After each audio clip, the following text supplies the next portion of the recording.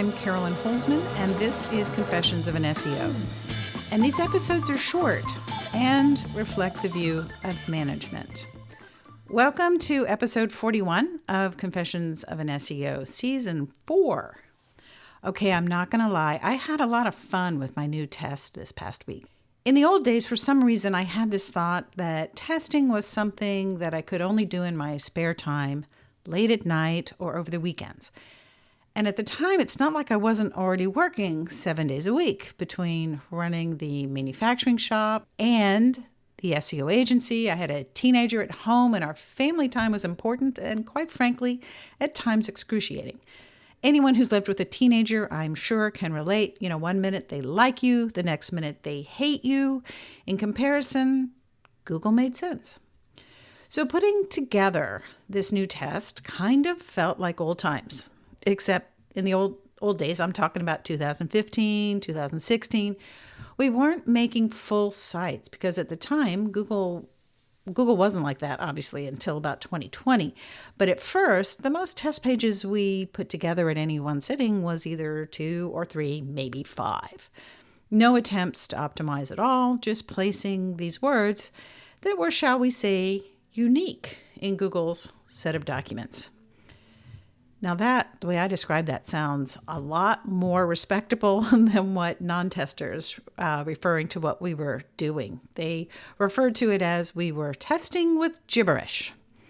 So lest you think it was all sunshine and roses, we were, as a group, at least in the beginning, treated like a red-haired stepchild. Now, if you're not familiar with that term, it has meanings that range from a degree of being unwanted in general all the way to suggesting that child was a bastard. And if you're not familiar with that word, that makes me very happy that there are generations to whom that derogatory phrase is no longer commonplace. So yes, we were treated with a degree of unwantedness. That degree has died down since then. There are professional SEOs out there who even back then were saying that they could learn nothing from SEO testing, since we were testing with unique keywords. And now those same SEOs are saying things like, I don't test, but I trust those that do. So we're making progress. And there are less of us, at least publicly, I guess. We did at one point have 2 major testing groups, which seemingly have suffered a series of reduction and one might call demise, mostly because some non-testers who wanted the results got really pissy when they realized, despite everything we were sharing, that we weren't sharing everything that we had found. Now, never mind that we weren't being paid for this. We received a group membership, and every couple of weeks, tests were reviewed and voted which was the first, second, or third prize. And everyone got a cash prize. Now, to be honest, I can't remember the exact amounts, but let's just be clear. The money couldn't begin to cover just the cost of time, the time spent to devise a test, to set it up, to take readings over a period of 2 to 3 weeks, write up the test, and then the time on the Zoom calls to present. Okay, but we found some cool things. Some of them were loopholes, and once we published them, Google quietly and quickly shut them down. In fact, one time I remember I had found out such an explosive way to optimize using images that the testing group was like, hey, you know what? Let's take this video down and never speak of that publicly again, because that was something Google shut down. You know, we always suspected either someone from Google was in there or maybe some member was, spying on us and reporting the testing results. So you can see why so many of us had tinfoil hats. Now, if you weren't here last week, I shared that I'm testing to determine if Google's helpful content system actually reads content. Because to hear what people recommend about how to get out from underneath a helpful content penalty is something along the lines of, well, write content that is more helpful. Write content that makes visitors behave like their needs were met. That if your site somehow has more helpful content you will be rewarded. Or in some cases, someone actually came out and said, I don't focus on entities, I focus on helpful content. Writers or creators are asked, I guess they're advised to ask of themselves, does this content provide significant value or insights? And under the must do option, please prioritize creating high quality, informative, and engaging content that provides value to users. I don't mean to sound sarcastic, but all of that on the surface sounds like people are being given actionable information until you meet the pointy end of the helpful content system. Okay, now if you're a regular listener, I do not subscribe to that school of helpful content analysis. However, since some do, I thought perhaps the type of test, like the rhinoplasty plano, where you have keywords, variants, entities, all the words that Google would need to know the topic, but the words in between them have no semantic relationship to the topic and are likely not to invoke any kind of response from a reader should they even land on that page. In other words, lorem ipsum.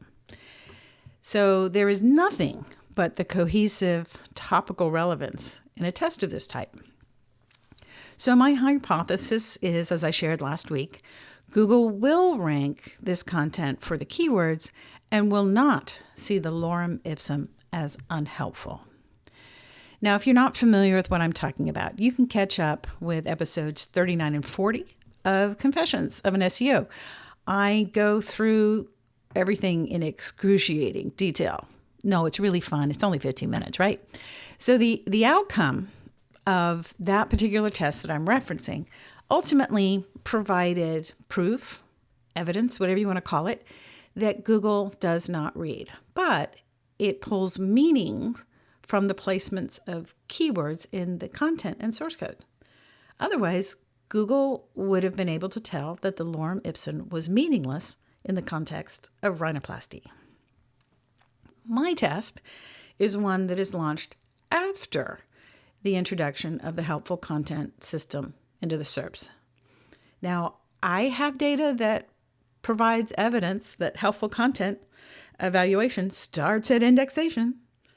Let that sink in.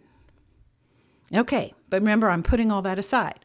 So my question is, could this content, this fresh test, could this content make it through the indexation process and come out the serving end ranking for the term rhinoplasty city? So you see why my week started on such a high note? I hope you guys have your brain-boosting magic mind mental performance shot, because now you're going to need it. So buckle up for the conditional statement train of thought. Here we go. If helpful content can distinguish which content is more helpful, then it would logically require that system read the content in between the topical words, right? If helpful content is determining whether actual content within our paragraphs is more or less helpful, it would require an enhanced ability to not just pull meaning from the important words relevant to the topic, right? If the words in between create visitor signals that would imply to the helpful content system by capturing the behavior from those visitors, if these visitors, humans, were on the page and they had to read the words in between the topical optimizations on a page, then Google would know, based on their behavior, that content was helpful, right? Because that visitor did this or did that or something else that they could measure that they've assigned a helpfulness signal to. So you follow me? Here's why in the beginning of SEO testing, we were not respected, or what we did was not respected. Because people assume that Google's algorithm is different in different scenarios. Hint, it's not. But let's address this. This test, which is based on Kyle Roof's rhinoplasty plano, is subject to the same rules of Google algorithm that your content, where the topic may be mold remediation New York, is subject to. Sure, the conditions are different. The competition is different, but the rules are the same. We learn this by testing. So this test is built by the lack of assumptions that seem to saturate most conversations about the nature of helpful content. Number one, the rules are the same. Number two, the intended target does not alter the rules. My dad had a saying about rules, like, wait, rule number one is obey all rules. Rule number two is obey rule number one. So this is my version of that. So your belief or opinion that this is or is not true is not the equivalent, I'm sorry to say, of 9 years of SEO testing to establish various conclusions on the nature of various aspects of Google's sorting rules, aka algorithm. I have already tested and uncovered what helpful content measures. But, to quote Doc Holliday in his response to Johnny Ringo, I'm your Huckleberry. So, for the moment, let's just say that all this talk about helpful content is the system actually is about helpful written content. That it is not a cohesive topic within a topical radius that includes all the pages of your site system, okay?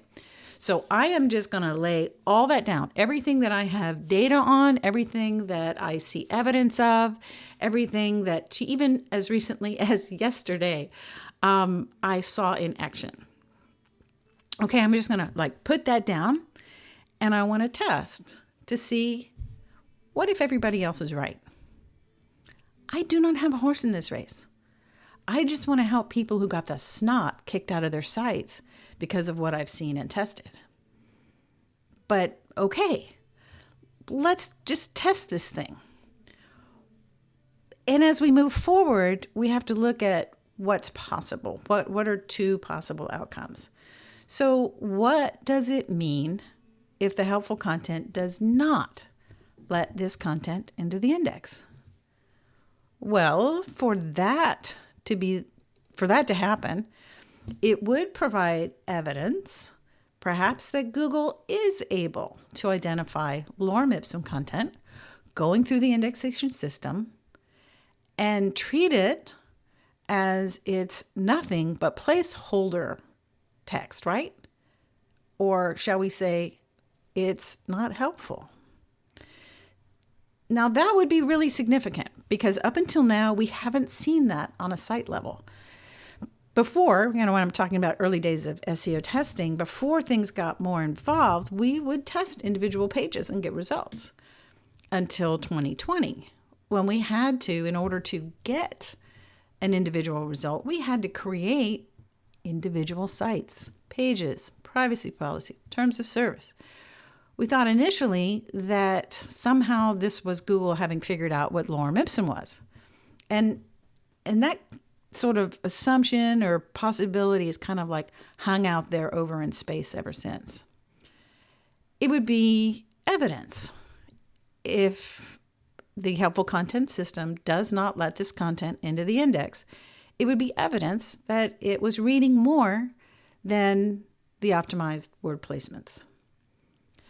If that were to happen, I'd likely have to put myself into timeout, and contemplate, mull over the implications of that if that is the case, all right? But what does it mean if the helpful content allows this content into the index? I mean, one thing we do know is there is content out there ranking based on exactly this content format. And it's ranking number 1, in fact.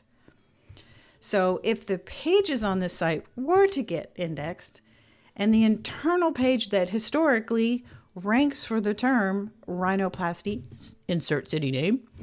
Well, that would kind of put evidence out there that disputes these two schools of analysis about helpful content. One, that if your site has more helpful content, you'll be rewarded, because there's no way in the world this content in this test, there's no way in this world that content could ever be mistaken for the kind of helpful content folks are talking about. And secondly, it kind of disputes the fact that helpful content means the kind of content that generates visitor signals of satisfaction. I do have a whole episode here on Confessions where I make the statement there is no such thing as helpful content. It doesn't exist. And it's actually that episode 38 I mentioned. So anyway, that's where we are, is I am suspending my data-driven conclusion based on everything I have tested, everything I have seen, everything that whose behavior has changed after certain things were accounted for because of the helpful content system. Like I say, I'm your Huckleberry. Now, for the recurring segment I promised, where is this test now? Okay, one thing I will say is that concerted effort went into what it took to work to make this particular theme appear like it does in its ranking version.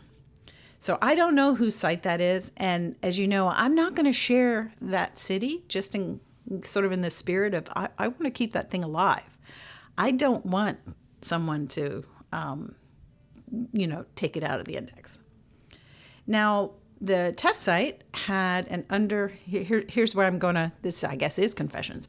The site had an under construction page on the front. However, I forgot to check that box that said discourage search engines from crawling it. So when the site launched, only the homepage ranked. And well, let's put it this way. Within 5 minutes of launch, it ranked. And I'm like going, there is no way this is that good, right? Okay.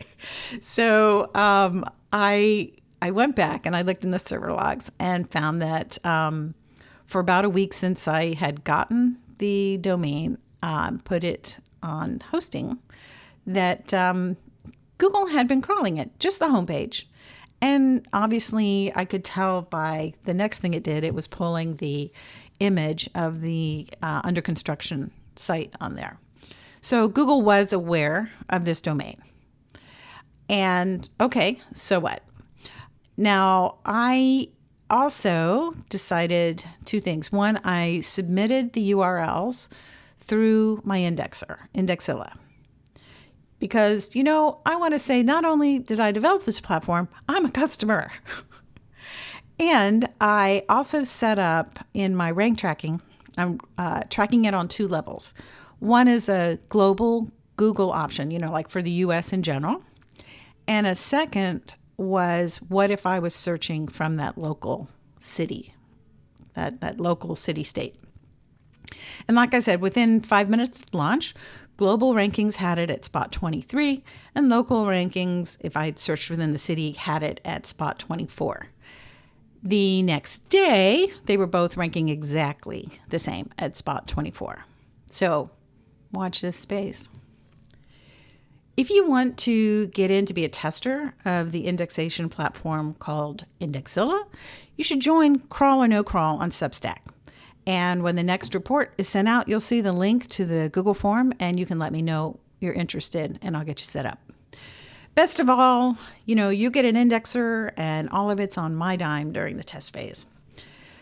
Feedback is coming in, and I have to say I'm pretty excited about it. It's not a surprise, but it is nice to hear that everything is working and content, at least prior to October 24th, was getting indexed. So it's very nice to hear.